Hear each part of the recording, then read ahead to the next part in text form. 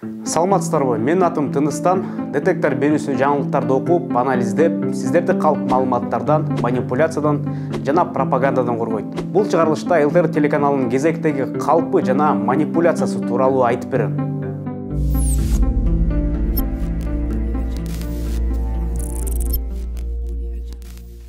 31 январда ЛТР мамлекеттик каналында энергетика тармагына арналган сюжет берилген. Сюжетте энергетика тармагында көйгөйлөр жөнүндө сөз болуп, журналисттер 17 жыл ичинде президенттер энергетика тармагына алган карыздарды салыштырган. ЛТРдин журналисттери бул сюжетте Садыр Жапаров энергия тармагы үчүн 1 да сом карыз алган эмес деп айтып жатышат. Соңку 17 жыл ичинде келген ажоолор алган насыялар энергетика тармагына жумшалат деп жар салынчу. Эми ал акчалардын өлчөмүн карайлык. 2005-2022 жылдар аралыгында энергетика тармагына канча насыя алынган? Курманбек Бакиевдин кезинде энергетика тармагына 9 миллиард 296 миллион сом алынган.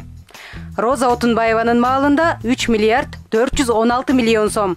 Ал эми Алмазбек Атамбаевдин кезинде 98 миллиард 700 миллион сом. Сооронбай Жээнбековдун учурунда 26 миллиард 300 миллион сом. Садыр Жапаровдун убагында электр тармагына 1 сомда карыз алынган эмес. Биз бул маалыматты текшерип, чын эле Садыр Жапаров учурда энергия тармагы үчүн 1 да сом карыз алган эмеспи деген маалыматтарды ачык булактар аркылуу анализдеп көрдүк. Факты болсо мен дагы айтып атам. Мен баарын текшерем деп.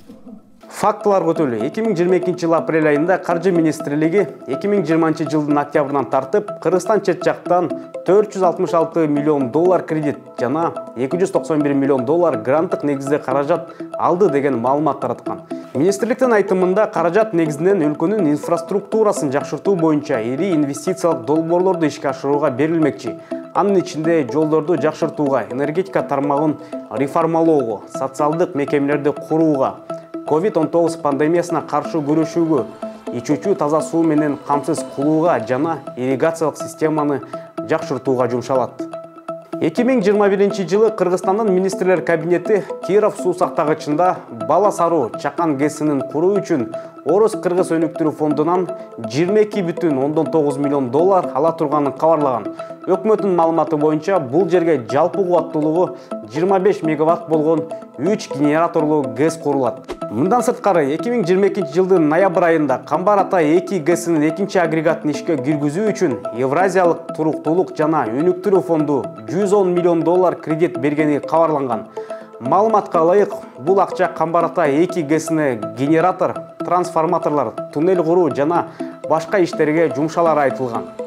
Башкача айтканда, 2020 жылдын октябрынан тартып, энергетика тармагына сырттан кредиттер алынган. Журналисттер Садыр Жапаров учурунда энергетика тармагына 1 да сом карыз алынган жок деп маалымат таратуусу калп экенин далилдеп турат. Карыз алып башкаруу бул экономиканы өнүктүрүүнүн бирден-бир жолу. Буну биз ойлоп тапкан жокпуз, кыргыздар. Карызы жок өлкө жок. 40 жылдык, 50 жылдык канча бай болсо деле, миллионерлер деле болсо деле бири-биринен карыз алып жашайт. Мен карыз албайм, карыз албай туруп өлкөнү башкарам деген саясатчы болсо, ал саясатчы эмес.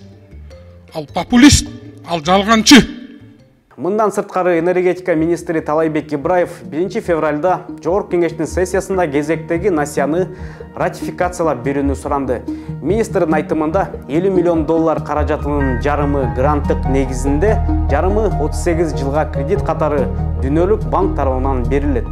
Урматтуу депутаттар, жогоруда баяндалгандардын негизинде Кыргыз Республикасы менен эл аралык өнүктүрүү ассоциациясынын Дүйнөлүк банктын ортосундагы электр энергетика секторун модернизациялоо жана туруктуу өнүктүрүү долбоору боюнча каржылоо жөнүндө келишимди ратификациялоого макулдук берүүңүздөрдү суранам.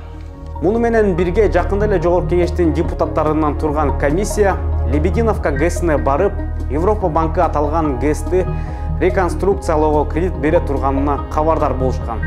Жалпы реконструкциянын суммасы 13,8 миллион еврога бааланган. Башкача айтканда, ЛТР телеканалынын журналисттери Садыр Жапаровдун учурунда энергетика тармагына 1 да сом карыз алынганын жок деген маалымат жалган жана манипуляция болуп эсептелет. Тагыраагы алар журналисттердин этикалык кодексин бузушкан. Ал эми сюжетте энергетика боюнча эксперт катары спортчу Актан Ажимамбетов сөз сүйлөгөн. Кыргыздын ар бир сөзү, ар бир макалы ташка тамга баскандай да. Кыргызда эме деп айтат. Орunu жашырсаң дейт, өлүм ашкере дейт да. Чындыгында каяка барат. Свети да өчүп атса, тиги отоплениең иштебей атса, газдарың иштебей атса, мисалы да, анан ошондой болбосун деп мында эл менен ачык айтып атат да. Бүгүн электр энергиянын абалын минут 10-15, минут 5-10 5-го, 4-5, 10 5 утра. Еске салсак, ЛТР, УТРК жана регион телеканалдары Актан Ажимамбетовду буга чейин саясат таанычуу катары тааныштырып келишкен. Бул дагы манипуляция катары бааланат. Анткени детектор берүүсүнүн буга чейинки берүүсү дал ушул Актан Ажимамбетовго окшогон псевдоэксперттерди бийлик кантип пайдаланып келе жатканы тууралуу айтып бергенбиз. Көрө элек болсоңуз, шилтемени описанияга калтырабыз, сөзсүз көрүп коюңуз. Сиз политклиниканын ишмердүүлүгүн колдоп, өз салымыңызды кошо аласыз. Ал үчүн бул QR код менен өтүңүз. Сиздер менен политклиниканын детектор берүүсү болду. Бул программанын алкагында манипуляция, пропаганда жана жалган маалыматтар менен күрөшүп турабыз. Биздин каналга катталып коюңуз. Чындык үчүн бирге күрөшөлү.